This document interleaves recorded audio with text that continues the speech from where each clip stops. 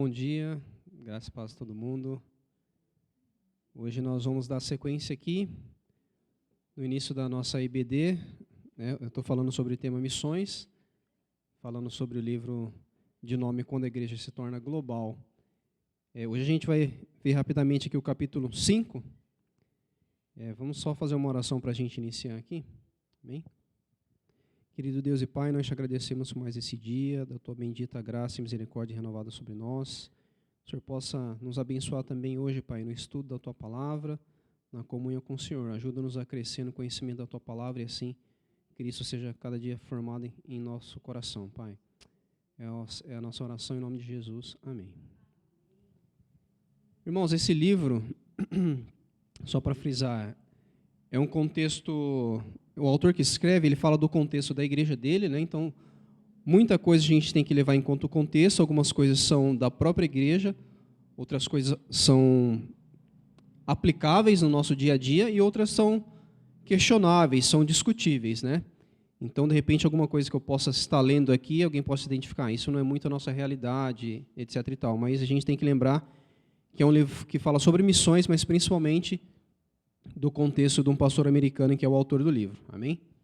O capítulo 5, ele fala sobre parcerias saudáveis. Teve um capítulo passado, se eu não me engano, o 3º ou 4º, que a gente falou um pouquinho disso, né?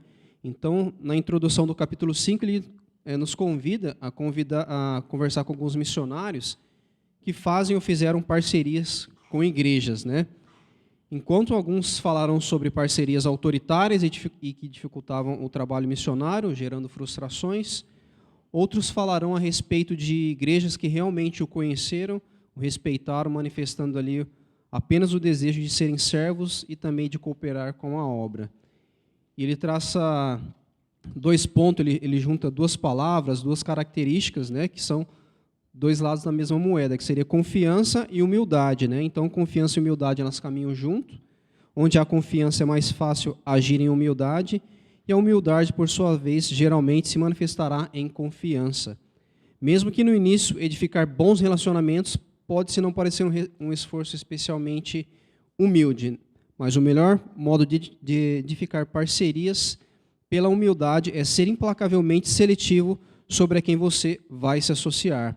Então ele coloca de maneira simples que quando você pensa em estabelecer uma parceria, e um tempo atrás no culto de missões, alguma coisa relacionada a missões, eu falei um pouquinho sobre o que seria essa parceria, da igreja entender que ela é coparticipante na obra missionária, né? Então ela tem parceria, ela tem uma responsabilidade também juntamente com o missionário ali, né? Então, quando pensar em se estabelecer parceria, né, de longo prazo com o missionário, seja uma pessoa enviada ou adotada pela igreja, uma das primeiras perguntas a se fazer é: eu realmente confio nessa pessoa? Você concorda com o que ela fala teologicamente sobre o evangelho, sobre a igreja? Ela demonstra discernimento, integridade, boa reputação? Ela seria um bom líder na sua igreja? Então, algumas pessoas não se sentem à vontade para fazer esses questionamentos quando se tem algum candidato a missões, pois pode parecer algumas perguntas ou uma coisa arrogante ou exigente, né? Avaliar o missionário de modo tão rigoroso. E sendo que o correto é esse jeito, né? Fazer um levantamento, conhecer quem é o candidato, quem está enviando, quem está apoiando, quem está se associando, né? Para que não haja um relacionamento aí marcado por suspeitas, desentendimentos e desconfiança. E quando eu estava resumindo aqui esse capítulo, eu me lembrei vou contar um caos aqui para os irmãos. Eu tenho um amigo, inclusive eu tive com ele ontem, e eu me lembrei desse contexto aqui o autor fala dos questionamentos que muitas igrejas não fazem aos candidatos por não querer mostrar arrogância ou constranger, mas de fato isso precisa ser feito. Esse meu amigo, até hoje ele tem dificuldade assim de firmar em uma igreja, assim, ele está sempre procurando uma igreja, ele tem alguns problemas com depressão, coisa do tipo, né? E ele, conversando comigo uma época, ele falou: eu fui em determinada igreja e me receberam muito bem lá, mas eles não sabiam nada da minha vida, nada do meu histórico, e com 2 semanas de igreja eles falaram que ia me enviar para um seminário para eu ser missionário. Eu fiquei assustado. Eu falei: o que você fez? Eu nunca mais voltei.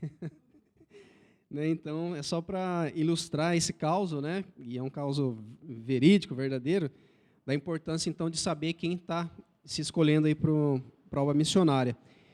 E ele aqui, ele separa o autor 6 características de uma parceria saudável, então, né? E antes de falar dessas parcerias, ele ressalta aqui que elas não são diretamente ordenadas pela Escritura, ainda não apenas observações ou melhores práticas sobre parecer fazer as parcerias funcionarem, né? Mas que essas ideias decorrem das prioridades bíblicas para as igrejas e para a implantação de igreja.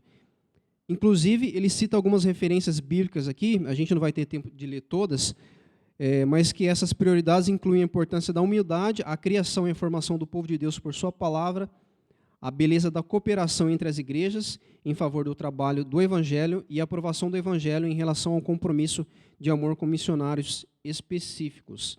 Então, a primeira característica que ele cita aqui como importante numa parceria saudável entre missionário e igreja e missionário, é a mentalidade de servo. Então, toda parceria começa com as motivações que você leva para a mesa de negociação. Mesa de negociação no sentido assim de quando você está escolhendo, conversando ali com um potencial candidato ao campo missionário, né? Então, você quer servir missionários ou quer ser servido por eles? Muitas igrejas parecem ver as parcerias missionárias como um modo de reforçar seu próprio programa de missões, ao invés de enxergar essas parcerias como um meio de servir a Cristo, servindo os missionários. Quando a pergunta correta deve ser: o que podemos fazer para servir você e nos tornarmos seus cooperadores? E isso aqui remete também ao segundo capítulo que nós lemos há um tempo atrás, que o autor fala justamente de igrejas que enviam muitos missionários para ser reconhecida como uma igreja que envia muitos missionários, vamos dizer assim, né? Então, são muitos envios, mas, de fato, nem elas, o responsável pelo envio, por missões, conhece, de fato, esses missionários, porque são muitos recursos, muitos envios e pouco relacionamento, né? E o autor até fala que é saudável, de tempo em tempo, fazer um enxugamento, né? Para que se tenha um envio e um controle maior, né, de quem está enviando para a obra missionária. O segundo ponto é uma liderança pastoral. E ele cita aqui: liderança não começa com a paixão do próprio pastor por missões. Liderança começa com o pastor pregando regularmente toda a Escritura, revelando as implicações do Evangelho, domingo após domingo. Deus é um Deus missionário, ele tem paixão pelas nações, e a Escritura está repleta dessa paixão. Nós podemos ver isso do Antigo Testamento até o Novo Testamento. Então, congregações onde os pastores eles pregam a rica mensagem bíblica, uma palavra bíblica, começarão a ter a sua visão do mundo moldada por ela. Aprenderão que o Evangelho é mais do que edificar a sua própria igreja, cultura ou país.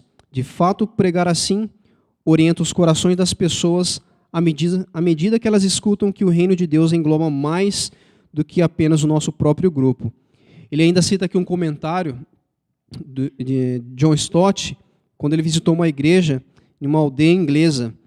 E enquanto ele ouvia ali o conteúdo da oração pastoral, e segundo ele nunca ultrapassava os interesses da comunidade local, ele resumiu da seguinte maneira: eu fui embora entristecido, com a sensação de que essa igreja adorava um pequeno deus tribal segundo seu próprio desejo. Não havia reconhecimento das necessidades do mundo e nenhuma tentativa de acolher o mundo em oração. O terceiro ponto, eu acho que eu vou terminar bem mais rápido do que eu estava prevendo aqui, então acho que é o Tiago na sequência aí já fica preparado. O terceiro ponto, a terceira característica aqui, né, é fundamentada em relacionamentos. Então, as parcerias não deveriam ser fundamentadas em projetos, mas em relacionamentos pessoais, como a gente viu no capítulo 4, um pouquinho no capítulo 4. Então, na maioria das vezes, né, as igrejas fariam melhor em selecionar alguns poucos obreiros e aprofundar o seu relacionamento com eles em seu trabalho. Então, justamente aquilo que eu falei um pouquinho antes, estava tentando lembrar o capítulo 4. Então, ao avaliar em quem investir, 3 princípios se tornam úteis para a nossa igreja. Tentamos nos associar a obreiros que são excelentes em seus trabalhos, que são biblicamente conscientes de como realizá-lo, estratégicos em seus focos, obreiros que trabalham em lugares onde há pouca luz do Evangelho ou onde o seu trabalho visa fortalecer igrejas locais, conhecidos pela congregação e não conhecidos apenas pela liderança, mas também por toda a congregação. Então, se nós formos nos associar a obreiros fora da nossa congregação, desde o início a gente tem que pensar sobre o nível de relacionamento nosso com eles e eles conosco, certo? Então, não se associar oficialmente a obreiros até que sejamos capazes de saber bastante a respeito deles, né? Gerando assim um relacionamento entre a igreja, a congregação e o candidato a missionário e vice-versa. Uma outra característica, um outro fundamento aqui para a parceria saudável é centrada em um compromisso. Essa é a parceria de número 4. E existem algumas igrejas que são bem intencionadas, né, no sentido de fazer parcerias em tempos bons, mas podem perder o interesse quando a situação se torna difícil no campo missionário ou quando há alguma coisa que limita o envolvimento direto no campo.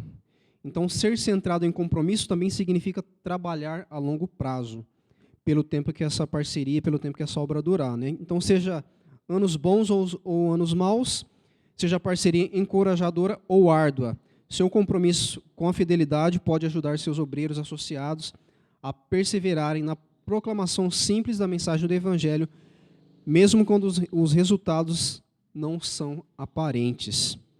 Um outro ponto é a característica número 5, envolvendo a congregação. Uma parceria saudável ocorre quando toda a congregação, e não apenas alguns líderes, assumem essa parceria de fato, né? Isso pode ser estimulado mantendo-se toda a congregação constantemente informada sobre a obra missionária, além de informativos e assíduas orações por missões nas noites de domingo. A gente tinha, até um tempo atrás, né, um momento missionário que a gente estava sempre trazendo notícias, fatos sobre o campo missionário, então deixando a igreja também a par, mais de perto das coisas que têm acontecido no mundo, né? Então, para chegar a esse ponto, nossa congregação, isso aqui é uma citação do pastor aqui, autor do livro, tá? Para chegar a esse ponto, nossa congregação teve que ensinar que a preocupação ativa por missões é algo normal na vida cristã e não um complemento opcional. Isso ajudou os membros a perceber que missões são parte essencial do ministério da igreja e não uma dentro das várias opções dos ministérios junto às periferias para as pessoas interessadas nesse tipo. Também é importante envolver a congregação nas orações por missões. Então, ele está dizendo aqui que foi preciso trazer a consciência da igreja que missões faz parte da vida cristã, não é só mais um ministério que se preocupa ali com a periferia para quem quiser se candidatar ou trabalhar com isso. É uma parte importante da vida cristã, né? E o próximo e último ponto é foco no longo prazo. O foco das parcerias mais frutíferas e humildes estará quase que certamente fixado no longo prazo.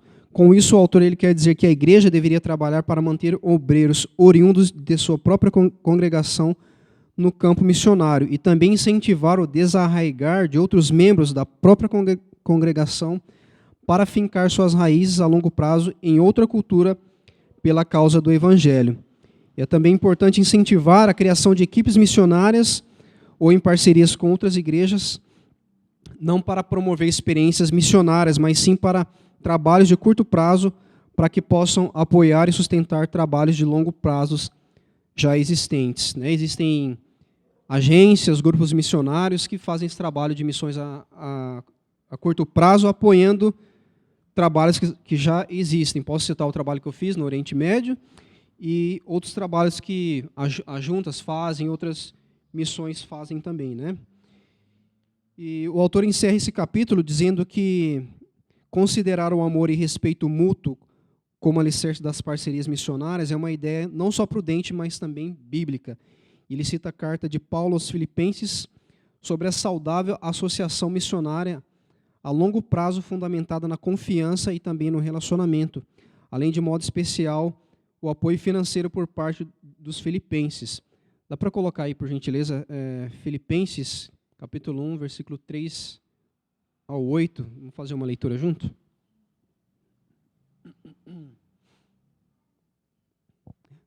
Dá para enxergar, irmãos? Por causa do sol? Vamos ler todo mundo junto? Agradeço a Deus.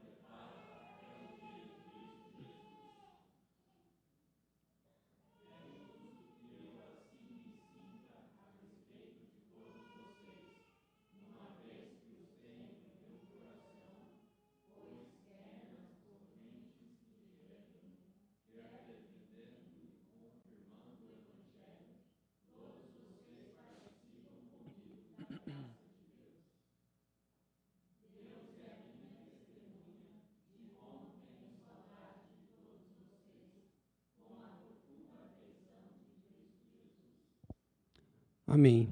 Então é uma carta de Paulo, né, que transborda aí de amor, cuidado mútuo e apoio de longo prazo com compromisso, né, com os missionários, no caso ali de Paulo, né?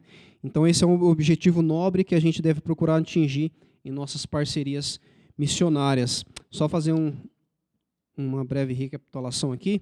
Então esse é o capítulo 5, a gente está tratando de parcerias saudáveis, que envolve confiança e humildade, e envolve também 6 características de uma parceria saudável: mentalidade de servo, liderança pastoral, fundamentada em relacionamentos, centrado em compromissos, envolvendo a congregação e foco no longo prazo.